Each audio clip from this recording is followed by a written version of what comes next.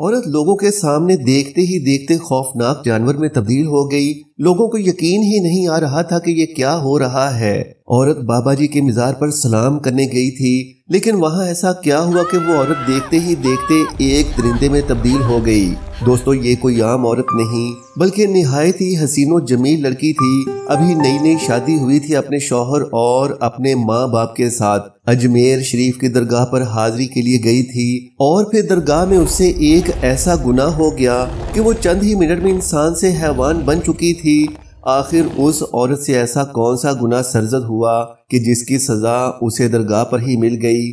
ناظرین، یہ بات ہے راجستھان کے ایک چھوٹے مگر پر رونق گاؤں میں ایک بچی نے آنکھ کھولی۔ گھر متوسط تھا مگر روایات اور عزت دارانہ فضا سے بھرا ہوا۔ یہ بچی ہی وہ آسیہ تھی جس کے حسن و جمال کے چرچے آنے والے برسوں میں ہر زبان پر ہونا تھے۔ اس کے والد یعقوب ایک دکاندار تھے جو چھوٹی سی کریانے کی دکان چلاتے تھے۔ اگرچہ آمدنی محدود تھی مگر حلال کی کمائی پر وہ قناعت کرتے اور ہر وقت زبان پر شکر ادا کرتے۔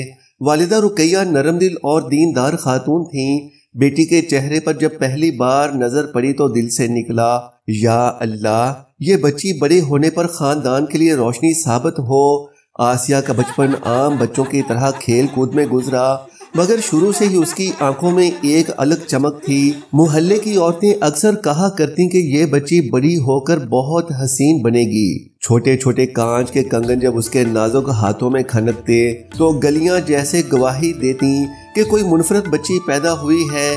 لیکن آسیہ کی فطرت میں ایک اور پہلو بھی نمایاں تھا۔ بچپن سے ہی اسے دوسروں کے کھلونے چھیننے کی عادت تھی۔ وہ کھیل کے دوران اکثر ضد کرتی کہ سب سے خوبصورت گڑیا اسی کے پاس ہو یا سب سے بڑا جھولا وہی جھولے۔ ماں باپ نے کئی بار سمجھایا کہ دوسروں کا حق نہیں چھیننا چاہیے مگر بچی کے مزاج میں ایک ضد چھپی تھی جو آہستہ آہستہ لالچ میں ڈھلتی جا رہی تھی۔ اسکول میں داخلہ ہوا تو استاد بھی اس کی ذہانت اور خوبصورتی کے قائل ہوئے۔ اس کا چہرہ کتاب کھولنے سے پہلے ہی سب کو اپنی طرف متوجہ کر لیتا۔ جب وہ کلاس میں آتی تو دوسری بچیاں اس کے ساتھ بیٹھنے کی خواہش کرتیں مگر آسیہ کی خواہش یہ تھی کہ وہ ہمیشہ نمایاں رہے۔ وہ اپنی کاپی پر خوبصورت کور چڑھاتی، سب سے مہنگے پینسل باکس لاتی اور اپنی اشیاء کو نمائش کے طور پر رکھتی۔ اگر کوئی بچی اس سے اچھی چیز لے آتی تو آسیہ کا دل جلنے لگتا اور وہ ماں سے ضد کرتی کہ مجھے بھی اس سے بہتر چیز چاہیے۔ ماں رقیہ اکثر سمجھاتی، بیٹی چیزوں میں دل نہ لگاؤ، انسان کی اصل خوبصورتی اس کے اخلاق میں ہے۔ مگر آسیہ کے کان پر جوں نہ رینگتی۔ وہ ہمیشہ اپنی چیزوں کے ذریعے سب پر سبقت لے جانا چاہتی۔ وقت گزرتا گیا اور آسیہ اسکول کی مقبول ترین لڑکی بن گئی۔ اس کی خوبصورتی کے چرچے اسکول سے باہر تک جانے لگے۔ گاؤں کے نوجوان راستے بدل بدل کر اس کا ایک جھلک دیکھنے کی کوشش کرتے۔ اگر وہ صبح اسکول جاتی تو گلیاں جیسے رک سی جاتی۔ لوگ کہتے یہ بچی بڑے ہو کر آسمان کا ستارہ بنے گی مگر والد یعقوب کے دل میں ایک ڈر بھی جاگنے لگا تھا۔ وہ جانتے تھے کہ حسن کبھی کبھی نعمت کی بجائے آزمائش بن جاتا ہے۔ آسیہ بچپن ہی سے ضدی اور لالچی تھی۔ ایک بار اسکول کے فنکشن میں ایک دوست کو انعام ملا۔ انعام دیکھتے ہی آسیہ کا دل بے چین ہو گیا۔ اس نے گھر آ کر کئی دن شور مچایا کہ مجھے بھی یہی چاہیے۔ جب ماں نے کہا کہ بیٹی ہمارے پاس اتنے پیسے نہیں ہیں تو آسیہ نے کھانا پینا چھوڑ دیا۔ یعقوب کو مجبوراً قرضہ لینا پڑا تاکہ بچی کی خواہش پوری کر سکیں۔ اس دن رقیہ نے شوہر سے کہا، یہ لڑکی ضدی ہو گئی ہے، ہمیں ڈر ہے کہ کل کو اس کی یہ ضد کسی بڑی مصیبت کا سبب نہ بن جائے۔ آسیہ کی عمر جب 12 برس ہوئی تو اس کے حسن کی روشنی مزید بڑھ گئی۔ محلے کی عورتیں اسے دیکھ کر دعائیں دیتی مگر ساتھ ہی سرگوشیوں میں کہتی کہ یہ بچی اپنے حسن پر بہت فخر کرتی ہے۔ وہ شیشے کے سامنے گھنٹوں کھڑی رہتی، اپنے بال سنوارتی، آنکھوں کو کاجل سے اور بھی نمایاں کرتی۔ اسکول جاتے ہوئے وہ ہمیشہ چاہتی کہ سب کی نگاہیں اس پر ہی ٹکی رہیں۔ یہی وہ دور تھا جب آسیہ کی عادات اور واضح ہوئیں۔ وہ اکثر دوستوں کی چیزیں دیکھ کر اپنی ماں سے تقاضا کرتی کہ مجھے بھی چاہیے۔ اگر کوئی بچی نئی چوڑیاں پہنتی تو آسیہ گھر آ کر کہتی، امی مجھے بھی وہی چاہیے، مجھے بھی وہی چاہیے۔ اگر کوئی نئی کتاب یا بیگ لاتا تو آسیہ کی ضد شروع ہو جاتی۔ ماں جتنا بھی سمجھاتی کہ بیٹی قناعت اختیار کرو، مگر آسیہ کی طبیعت جیسے کسی اور ڈگر پر چلنے کو تیار تھی۔ اسکول کے دنوں میں اس کی شخصیت دو پہلوؤں میں تقسیم ہو گئی تھی۔ ایک طرف سب اس کی ذہانت، خوبصورتی اور انداز کے گرویدہ تھے، دوسری طرف گھر والے اس کی ضد اور لالچ سے پریشان رہتے۔ والد یعقوب اکثر رات کو سوچتے، یا اللہ یہ بچی ہماری آنکھوں کی ٹھنڈک ہے مگر اس کا دل بدل دے۔ رفتہ رفتہ آسیہ اپنی عمر کے دوسرے مرحلے میں داخل ہو رہی تھی۔ لڑک پن کا دور شروع ہوا جب خواب حقیقت سے زیادہ میٹھے لگتے ہیں اور خواہشیں انسان پر غالب آ جاتی ہیں۔ اس کے دل میں یہ احساس پختہ ہو رہا تھا کہ وہ عام لڑکی نہیں بلکہ سب سے الگ ہے۔ محلے کی لڑکیاں اگر ایک دوسرے سے کھیلتی تو آسیہ ان پر حاکمانہ انداز رکھتی۔ وہ کہتی تم سب میری دوست ہو مگر یاد رکھو سب سے آگے میں ہوں۔ یہی وہ رویے تھے جنہوں نے آہستہ آہستہ اس کے کردار کو ایک ایسے راستے پر ڈال دیا جو آنے والے وقت میں ایک بڑی داستان کا آغاز ثابت ہونا تھا۔ ابھی تک کسی کو یہ اندازہ نہیں تھا کہ یہ حسین و جمیل لڑکی جس کے ناز و نخرے ہر دل کو لبھاتی ہیں، ایک دن ایک ایسا حادثہ جھیلنے والی ہے جس کا تصور بھی انسان کے رونگٹے کھڑے کر دے کہ وہ انسانوں کی بھیڑ بھاڑ میں درگاہ میں ہی موجود تھی کہ اللہ والے کی گستاخی کی سزا اسے اس طرح سے ملی کہ اس کا پورا جسم لوگوں کے دیکھتے ہی دیکھتے ایک خوفناک جانور میں بدل گیا۔ اسکول کی زندگی ختم ہونے کے بعد جیسے ہی آسیہ نے عملی دنیا کی دہلیز پر قدم رکھا تو اس کی زندگی میں ایک نیا دور شروع ہوا۔ وہ اب بچی نہ رہی تھی بلکہ ایک نکھرتی ہوئی خوبصورت جوان لڑکی میں ڈھلنے لگی تھی۔ اس کی آنکھوں میں خواب تھے، خواب بھی وہ جو اکثر نوجوان لڑکیاں اپنی زندگی کے بارے میں دیکھتی تھیں۔ دل میں چاہتیں تھیں، خواہشات تھیں اور سب سے بڑھ کر دنیا کو اپنی خوبصورتی سے زیر کرنے کا ایک احساس تھا۔ آسیہ کے گاؤں کی گلیوں میں اس کے حسن کے چرچے ہونے لگے۔ لوگ کہا کرتے کہ اللہ نے آسیہ کو نہایت حسین بنایا ہے، اس کی چال، اس کا انداز سب کچھ دل کو چھو لینے والا ہے۔ اس کے والدین اگرچہ ایک متوسط گھرانے سے تعلق رکھتے تھے مگر اپنی بیٹی کی اس نکھرتی ہوئی صورت پر فخر محسوس کرتے۔ وہ اکثر اسے نصیحت کرتے کہ بیٹی، خوبصورتی اللہ کی امانت ہے، اسے غرور یا لالچ کا ذریعہ نہ بنانا، ہمیشہ عاجزی اور حیا کو اپنا زیور بنائے رکھنا۔ مگر آسیہ کے دل پر یہ نصیحتیں زیادہ اثر نہ ڈال پاتی۔ اندر ہی اندر وہ محسوس کرتی کہ اس کی خوبصورتی اس کا سب سے بڑا ہتھیار ہے۔ وہ چاہتی کہ دنیا اسے دیکھے، سراہا کرے اور اس کے قدموں میں تعریفیں بچھائے۔ اسکول کے بعد آسیہ نے اپنی تعلیم کالج میں جاری رکھی۔ اب وہ گاؤں کی حدود سے نکل کر شہر کے ماحول میں آ گئی تھی۔ شہر کی رنگینیاں، کالج کی آزاد فضا، دوستوں کی محفلیں، سب کچھ اس کے لیے نیا اور دلکش تھا۔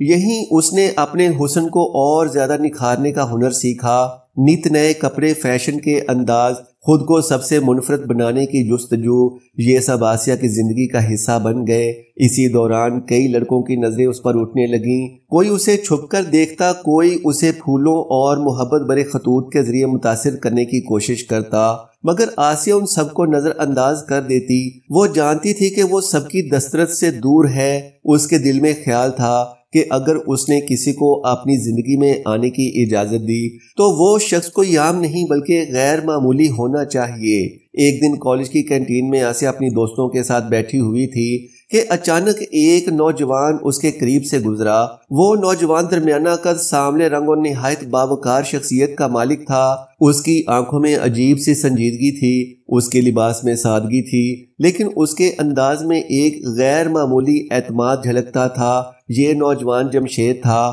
وہ آسیہ کے کالج میں ہی سینئر تھا اور اکنامکس کے مضمون میں اپنی محنت اور ذہانت کے باعث کافی مشہور تھا۔ جمشید کو بہت سے طلباء ایک رہنما سمجھتے تھے کیونکہ وہ نہ صرف پڑھائی میں اچھا تھا بلکہ دوسروں کے مسائل بھی حل کرتا رہتا تھا۔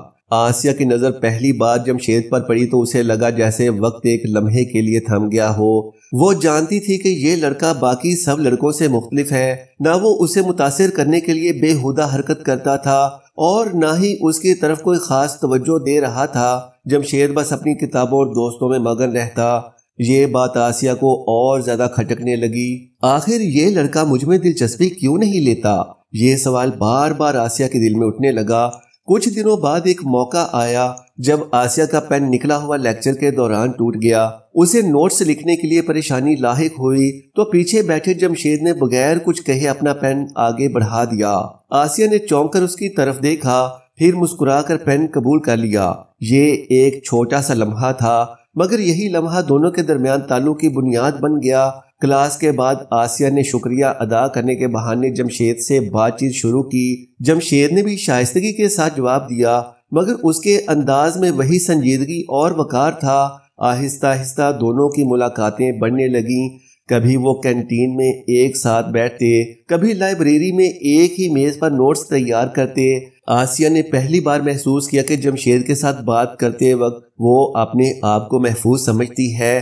باقی لڑکوں کی طرح وہ اسے بس ایک حسین لڑکی سمجھ کر نہیں دیکھتا تھا، بلکہ اس کے خیالات، اس کی دلچسپیوں اور اس کی رائے کو بھی اہمیت دیتا تھا۔ یہ چیز آسیہ کے دل کو چھونے لگی۔ جمشید ایک محنتی اور باعزت گھرانے سے تعلق رکھتا تھا۔ اس کے والد ایک سرکاری ملازم تھے اور ماں نہایت نیک خاتون تھیں۔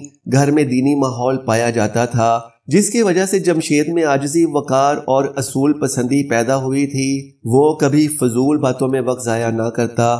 اس کی گفتگو میں علم اور سنجیدگی جھلکتی تھی۔ آسیہ کے لیے یہ سب نیا تھا۔ اس نے پہلی بار کسی لڑکے میں یہ خصوصیات دیکھیں۔ وہ سوچتی تھی کہ اگر اسے کبھی کسی کو اپنی زندگی کا ساتھی بنانا ہے تو جمشید جیسا شخص ہی ہو سکتا ہے۔ وقت گزرتا گیا اور آسیہ اور جمشید کے درمیان قربت بڑھنے لگی۔ جمشید اگرچہ اپنی حدود کو سمجھتا تھا اور زیادہ آگے بڑھنے سے گریز کرتا تھا، لیکن آسیہ کے دل میں محبت کا چراغ جلنے لگا تھا۔ وہ اکثر آئینے کے سامنے کھڑی ہو کر سوچتی کہ کاش جمشید بھی اسے اتنی شدت سے چاہے جتنی شدت سے وہ چاہتی ہے۔ جمشید نے بھی ایک دن اس بات کا اقرار کر دیا۔ ایک شام لائبریری سے نکلتے ہوئے اس نے دھیرے سے کہا، آسیہ تم باقی سب سے مختلف ہو، تمہاری باتوں میں خلوص ہے اور تمہاری مسکراہٹ دل کو سکون دیتی ہے۔ میں چاہتا ہوں کہ ہم ہمیشہ ایک دوسرے کے ساتھ رہیں۔ یہ الفاظ سن کر آسیہ کی آنکھوں میں خوشی کے آنسو آ گئے۔ وہ جانتی تھی کہ یہ وہ لمحہ ہے جس کا وہ برسوں سے انتظار کر رہی تھی، مگر دوسری طرف اس کے والدین کو یہ سب اچھا نہ لگتا تھا۔ انہوں نے محسوس کیا کہ آسیہ اپنی خوبصورتی اور نئے رشتے کی وجہ سے دنیاوی خواہشات میں کھو رہی ہے۔ وہ بار بار اسے سمجھاتے کہ بیٹی محبت اپنی جگہ، لیکن لالچ اور غرور سے بچنا، یہ دونوں انسان کو برباد کر دیتے ہیں۔ لیکن آسیہ ان نصیحتوں کو زیادہ اہمیت نہ دیتی۔ وہ سمجھتی تھی کہ یہ اس کی زندگی ہے اور اسے اپنی مرضی کے مطابق جینے کا حق ہے۔ آسیہ کی جوانی کے دن اپنی پوری تابانی کے ساتھ گزر رہے تھے۔ وہ جانتی تھی کہ اب جمشید اس کی زندگی کا حصہ بن چکا ہے، مگر اس کے والدین کی آنکھوں میں یہ تعلق ایک کانٹے کی طرح کھٹکتا تھا۔ وہ چاہتے تھے کہ ان کی بیٹی کسی ایسے شخص سے بیاہی جائے جو نہ صرف دولت مند ہو بلکہ خاندان کے اعتبار سے بھی اونچے مرتبے والا ہو۔ جمشید ایک شریف اور محنتی نوجوان ضرور تھا، مگر اس کے پاس وہ آسائشیں نہیں تھی جو آسیہ کے والدین اپنی بیٹی کے لیے خوابوں میں دیکھتے تھے۔ جب بھی بات چھڑتی والد سخت لہجے میں کہتے کہ بیٹی کو غربت میں دھکیلنا ہمارا فیصلہ کبھی نہیں ہو سکتا۔ ماں بھی ٹھنڈی آہیں بھرتی اور کہتی کہ محبت کی بھوک زیادہ دن نہیں چلتی، اصل سکون تو تب ہے جب ہاتھ میں دولت اور زیورات ہوں۔ مگر آسیہ کے دل پر یہ باتیں اثر نہیں ڈالتی تھیں۔ وہ اپنے حسن اور جوانی کے زوم میں تھی۔ اسے لگتا تھا کہ جمشید کے ساتھ زندگی کا ہر لمحہ ایک خواب کی طرح حسین ہو جائے گا۔ اس کے دل میں ایک ضد گھر کر گئی کہ اگر شادی ہوگی تو صرف جمشید سے، ورنہ وہ ساری زندگی کنواری ہی رہنا پسند کرے گی۔ یہ ضد رفتہ رفتہ ایک آگ کی طرح بھڑکتی گئی۔ وہ اپنے والدین کے سامنے بار بار اپنی بات دہراتی اور اکثر روتی دھوتی کہتی کہ اگر میری خوشی عزیز ہے تو مجھے میرے نصیب کا فیصلہ کرنے دو۔ والدین بیٹی کی آنکھوں کے آنسو دیکھتے اور بے بسی سے خاموش ہو جاتے۔ جمشید بھی اپنی طرف سے بھرپور کوشش کر رہا تھا۔ وہ چاہتا تھا کہ عزت اور وقار کے ساتھ آسیہ کے گھر رشتہ بھیجے۔ اس کے گھر والے بھی راضی تھے۔ انہوں نے کہا کہ اگر بیٹا یہی چاہتا ہے تو ہم ضرور بات کریں گے۔ جب رشتہ لے کر آسیہ کے والدین کے گھر پہنچے تو ماحول میں ایک غیر معمولی کشیدگی چھا گئی۔ والدین نے نہایت ٹھنڈے انداز میں جواب دیا کہ ہمیں کچھ وقت چاہیے، مگر دل ہی دل میں وہ یہ فیصلہ کر چکے تھے کہ یہ رشتہ ان کی توقعات کے مطابق نہیں ہے۔ دن گزرتے گئے مگر آسیہ کا اصرار بڑھتا گیا۔ وہ کسی اور کے بارے میں سوچنے کو بھی تیار نہ تھی۔ آخر کار والدین نے مجبوری کے عالم میں ہاں کر دی، مگر ان کے چہروں پر یہ ہاں بوجھل اور کڑوی محسوس ہو رہی تھی۔ شادی کی تیاریاں شروع ہوئیں تو آسیہ کا دل خوشی سے دھڑکنے لگا۔ وہ آئینے کے سامنے کھڑی ہو کر اپنے خوابوں کی دنیا میں گم ہو جاتی۔ وہ سوچتی کہ اب ساری دنیا دیکھے گی کہ اس کے جیسا حسین چہرہ اور خوش نصیب لڑکی کوئی نہیں۔ دوستوں اور رشتہ داروں کی مبارکبادوں نے اس کے غرور کو اور بڑھا دیا، لیکن والدین کی آنکھوں میں ایک انجانی پریشانی تھی جسے آسیہ پڑھنے کی کوشش ہی نہیں کر رہی تھی۔ شادی کا دن آیا تو ہر طرف چراغاں تھا، مہمانوں کی بھیڑ، ڈھول کی تھاپ، خوشبوؤں کی مہک اور کہکہوں کی گونج نے ماحول کو خوابوں کی بستی بنا دیا۔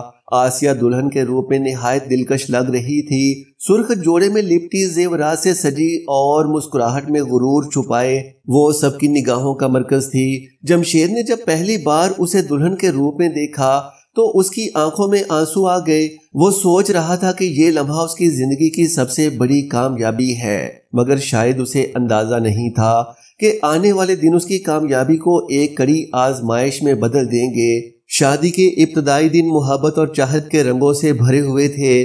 آسیہ اور جمشید ایک دوسرے کے ساتھ وقت گزارتے، خوشیاں بانٹتے اور خوابوں کی باتیں کرتے، مگر آہستہ آہستہ حقیقت کا بوجھ ان کے رشتوں پر اترنے لگا۔ جمشید ایک عام نوکری کرتا تھا اور محدود آمدنی میں گھر کا خرچ چلاتا تھا۔ وہ چاہتا تھا کہ زندگی عزت سے اور سکون سے گزرے، خواہ وہ کتنی ہی سادہ کیوں نہ ہو، لیکن آسیہ کے خواب اس سے بالکل مختلف تھے۔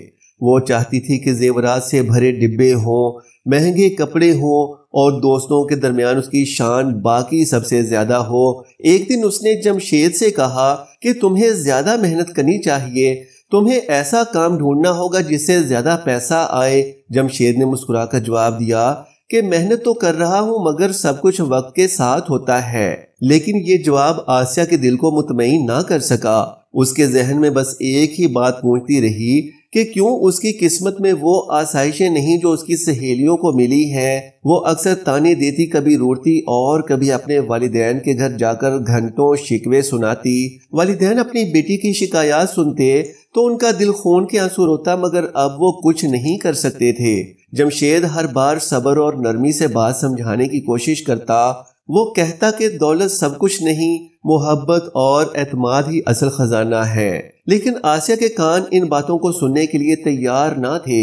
وہ جمشید کی محبت کو اہمیت دینے کی بجائے اپنے لالچ کے خوابوں کو حقیقت میں بدلنے کی فکر میں تھی۔ کبھی وہ ضد کرتی کہ مجھے نیا زیور چاہیے، کبھی نئے کپڑوں کی فرمائش کرتی اور کبھی کہتی کہ کیوں نہ ہم بڑے شہر منتقل ہو جائیں تاکہ ہمارا معیار سب کی نظروں میں بلند ہو۔ جمشید کبھی ہنس کر ٹال دیتا اور کبھی خاموش ہو کر آسمان کی طرف دیکھنے لگتا، جیسے اللہ سے صبر کی دعا مانگ رہا ہو۔ رفتہ رفتہ ان کے درمیان فاصلے بڑھنے لگے، محبت کے رنگ مدھم ہونے لگے اور شکایات کے بادل چھا گئے۔ آسیہ کے چہرے کی وہ مسکراہٹ جو جمشید کو سکون دیتی تھی اب طنز اور تلخی میں بدلنے لگی۔ وہ اپنی زندگی کے ہر کونے میں محرومی محسوس کرنے لگی اور اس محرومی کو جمشید کے سر پر ڈالنے لگی۔ جمشید کا دل ٹوٹتا مگر وہ برداشت کرتا رہا۔ وہ سوچتا تھا کہ شاید وقت کے ساتھ آسیہ سمجھ جائے گی کہ سکون دولت میں نہیں بلکہ قناعت اور محبت میں ہے۔ مگر قسمت کے کھیل اور انسان کی حرص کا انجام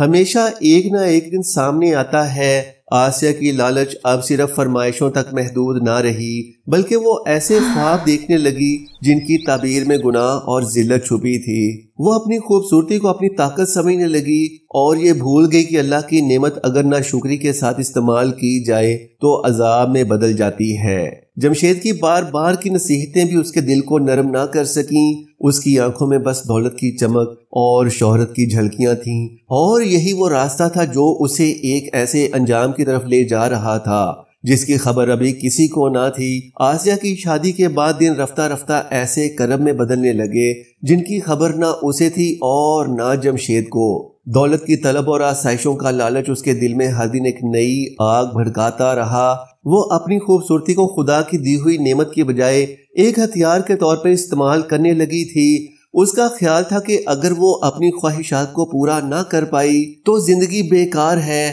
جمشید کی نصیحتیں اور والدین کی دعائیں اس کے کانوں تک پہنچتی ضرور تھیں مگر اس کے دل پر اثر نہ کرتی تھیں۔ رفتہ رفتہ وہ اپنی حسد اور لالچ میں اتنی آگے بڑھ گئی کہ دوسروں کے مال اور دولت کو دیکھ دیکھ کر بے چین رہنے لگی۔ ایک دن وہ اپنی سہیلی کے ساتھ اجمیر شریف کی درگاہ پر حاضری دینے پہنچی۔ لوگوں کا ایک جمع غفیر وہاں موجود تھا، سب اپنی حاجتیں لے کر آئے تھے، سب اپنی دعاؤں کے ساتھ جھکے ہوئے تھے۔ درود و سلام کی صدائیں، قرآن کی تلاوت کی آوازیں اور صوفیانہ نعتوں کی گونج ہر طرف پھیلی ہوئی تھی، لیکن آسیہ کا دل سکون کی بجائے حسد اور لالچ میں الجھا ہوا تھا۔ وہ دعا مانگنے کی بجائے اپنے آس پاس کی عورتوں کو دیکھ رہی تھی جو زیورات اور خوبصورت لباسوں میں آراستہ تھیں۔ اس نے دل ہی دل میں کہا، یا اللہ، یہ سب کے پاس اتنی نعمتیں کیوں ہیں؟ یہ سونے کے زیورات کیوں پہنتی ہیں اور میں کیوں خالی ہاتھ ہوں؟ مجھے ان سب سے بڑھ کر چاہیے۔ اسی لمحے جیسے آسمان نے اس کے دل کی تاریکی کو سن لیا، اس کے بدن پر ایک لرزہ سا طاری ہوا۔ اس نے محسوس کیا کہ اس کے ہاتھ کانپ رہے ہیں۔ پہلے ہلکی سی کپکپی تھی، لیکن پھر اچانک اس کے چہرے پر ایک وحشت ناک تبدیلی آنے لگی۔ لوگوں نے پہلے تو اسے نظر انداز کیا، لیکن جیسے ہی اس کا چہرہ بگڑنے لگا تو شور مچ گیا۔ کوئی چیخ کر بولا، یہ کیا ہو رہا ہے؟ کوئی کہنے لگا، اللہ کا غضب نازل ہو رہا ہے۔ کچھ لوگ بھاگنے لگے، کچھ حیرت زدہ کھڑے رہ گئے۔ آسیہ آئینے کی تلاش میں تھی، وہ دیکھنا چاہتی تھی کہ آخر اس کے ساتھ کیا ہو رہا ہے۔ وہ ہجوم میں لڑکھڑاتے قدموں کے ساتھ چل رہی تھی، مگر لوگ اس کے قریب آنے سے کتراتے تھے۔ اچانک ایک بچہ اس کے قریب آیا اور ڈر کے مارے چیخ پڑا۔ بچے کی چیخ نے پورے مجمع کو ہلا کر رکھ دیا۔ اب ہر کوئی دیکھ رہا تھا کہ آسیہ کا حسین چہرہ ایک خوفناک درندے کی شکل اختیار کر رہا ہے۔ اس کی آنکھیں لال انگاروں کی طرح جلنے لگیں، ہونٹ کھینچ کر موٹے اور کٹے ہوئے سے محسوس ہونے لگے، دانت نوکیلے اور بڑے ہو گئے، اور اس کی آواز انسانی نہیں رہی بلکہ کسی جانور کی مانند نکلنے لگی۔ اس کا دل اندر سے تڑپ رہا تھا، وہ چیخنا چاہتی تھی، کہنا چاہتی تھی کہ میں آسیہ ہوں، میں انسان ہوں، مجھے بچا لو، لیکن زبان سے صرف غر غر اور دھاڑ جیسی آوازیں نکل رہی تھیں۔ جمشید بھی اس ہجوم میں موجود تھا۔ اس نے جب یہ منظر دیکھا تو اس کے قدموں تلے سے زمین نکل گئی۔ وہ اپنی بیوی کو پہچان رہا تھا، مگر اس کی شکل ایسی تھی کہ وہ آنکھیں جھپک جھپک کر یقین دلانے کی کوشش کرتا رہا کہ یہ کوئی اور ہے، لیکن یہ آسیہ ہی تھی، وہی جو کبھی سب کی نظروں کا مرکز تھی، آج سب کی وحشت کا سبب بن چکی تھی۔ لوگ چاروں طرف سے اس کے قریب آنے سے ڈر رہے تھے۔ کوئی کہتا کہ یہ جن زدہ ہے، کوئی کہتا کہ یہ اللہ کی پکڑ ہے۔ کچھ لوگ زمین پر گر گر کر استغفار پڑھنے لگے۔ ماں اور باپ جب وہاں پہنچے تو ان کے دل پر قیامت ٹوٹ پڑی۔ ماں نے چیخ کر کہا، یہ میری بیٹی ہے، اسے بچاؤ، کوئی قرآن پڑھو، مگر کوئی قریب نہ گیا۔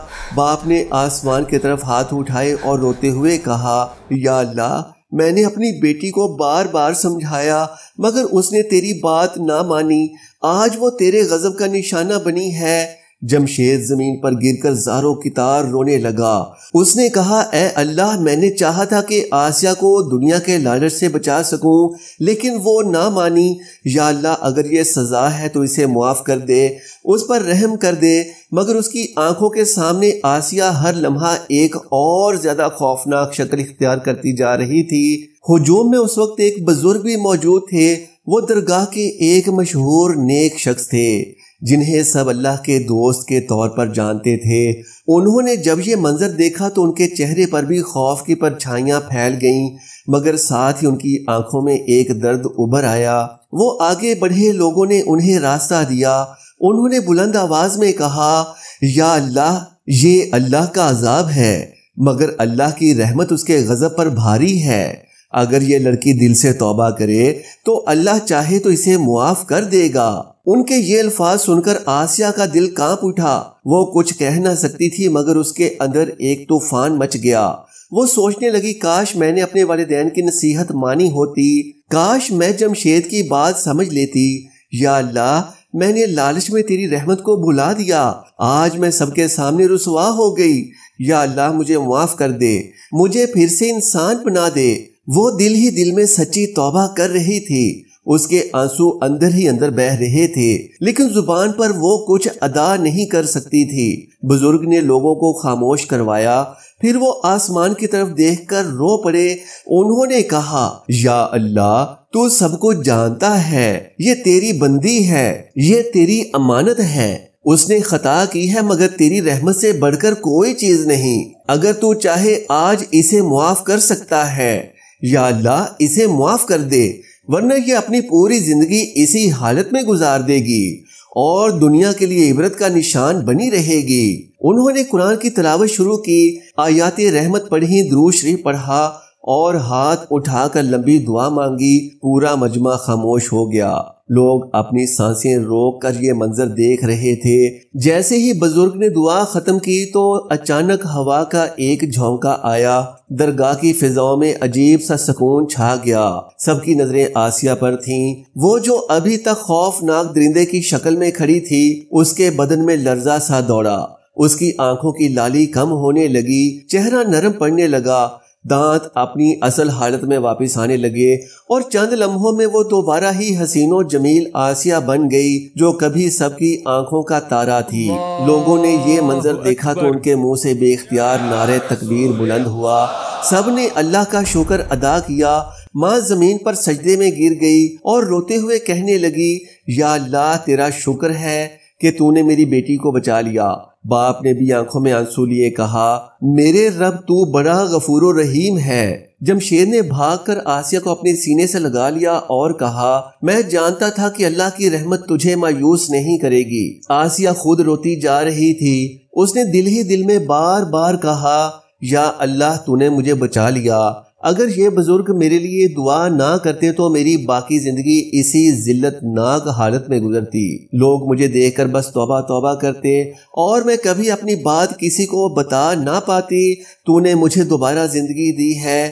میں وعدہ کرتی ہوں کہ اب اپنی زندگی تیرے احکام کے مطابق گزاروں گی، کبھی لالچ اور غرور کے قریب نہ جاؤں گی۔ اس کے بعد آسیہ کی زندگی یکسر بدل گئی۔ وہ جو کبھی اپنی خوبصورتی پر غرور کرتی تھی، اب حجاب اور حیا کو اپنی زینت بنانے لگی۔ جو کبھی دنیاوی آسائشوں کے خواب دیکھتی تھی، اب قناعت اور شکر گزاری کو اپنا زیور سمجھنے لگی۔ لوگ اسے دیکھتے تو حیران رہ جاتے کہ یہ وہی آسیہ ہے جو کل تک لالچ میں ڈوبی ہوئی تھی، مگر اب اس کی آنکھوں میں عاجزی تھی، چہرے پر سکون تھا اور دل میں خوف خدا۔ اس کا یہ واقعہ پورے علاقے میں مشہور ہو گیا۔ لوگ اسے دیکھتے اور کہتے، یہ ہے وہ لڑکی جس پر اللہ کا غضب نازل ہوا اور پھر اس کی رحمت نے اسے بچا لیا۔